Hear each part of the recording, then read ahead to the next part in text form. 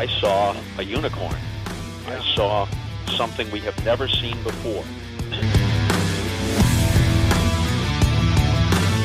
On a 1-2, Ohtani sends one in the air, the other way, back it goes, gone! One-of-a-kind player, one-of-a-kind season. Shohei Ohtani starts the 50-50 club.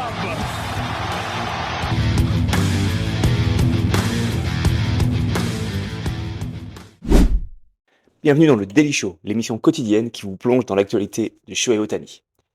La nuit dernière, c'était le début de la série entre les Dodgers et les Mets, donc c'est les demi-finales, hein, les Championship Series, match qui se déroulait à Los Angeles, et soirée parfaite pour les Dodgers, victoire 9-0.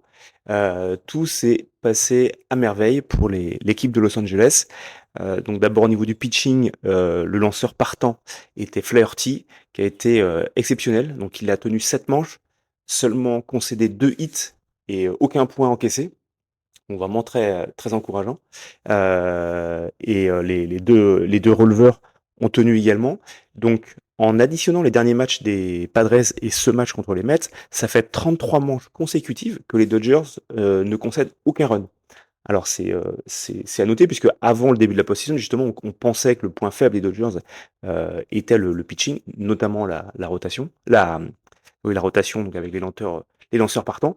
Et donc là, voir qu'effectivement ils sont très très solides au pitching, en défense, ça les rend vraiment extrêmement dangereux et l'équipe à battre de cette fin de saison. Au niveau du bâton, 9 hits globalement. Et ce qui est intéressant de noter, c'est que il y a eu un seul extra base hit, donc beaucoup de simples. Et ça prouve que les Dodgers ont plusieurs façons de gagner, puisque le dernier match des Padres, ils ont gagné uniquement sur 2 home runs. Et là, c'était plus, on va dire, du petit jeu, avec voilà des simples, on fait avancer les coureurs sur base, et on marque des runs derrière. Donc vraiment que des choses positives. Côté Ohtani, donc il fait un bon match, 2 sur 4, donc 2 simples. Donc tout d'abord en deuxième manche, il a Gavin Lux qui est en seconde base, et il frappe un coup sûr, et donc Gavin Lux marque un point, donc ça lui fait un RBI. Et en quatrième, pareil, il frappe un coup sûr en champ droit, et Edman marque un point, mais il n'est pas crédité d'un RBI, parce qu'en fait on attribue une erreur de défense, une erreur de lancer à Marte. Donc voilà, donc ça fait du bien là qu'il fasse un match solide, parce que il avait fait vraiment une fin de série contre les Padres où il était quand même assez absent.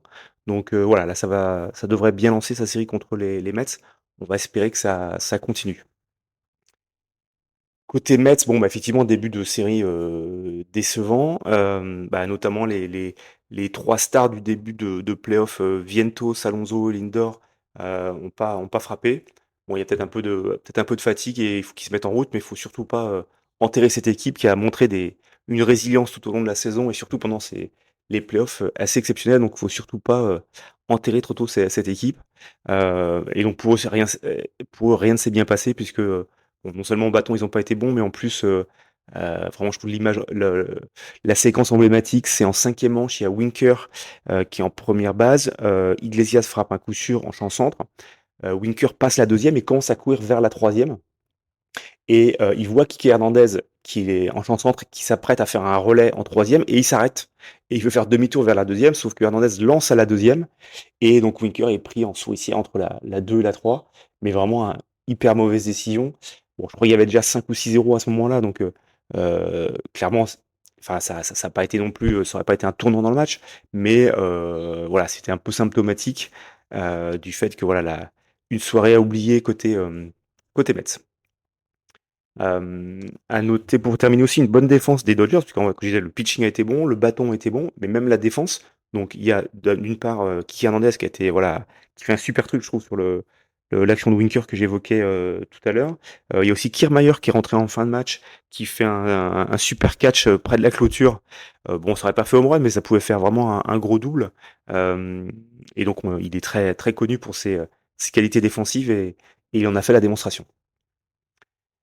Prochain match, donc match 2, toujours à Los Angeles, ce sera ce soir. Donc voilà. À suivre. Rendez-vous au prochain numéro. Bonne journée.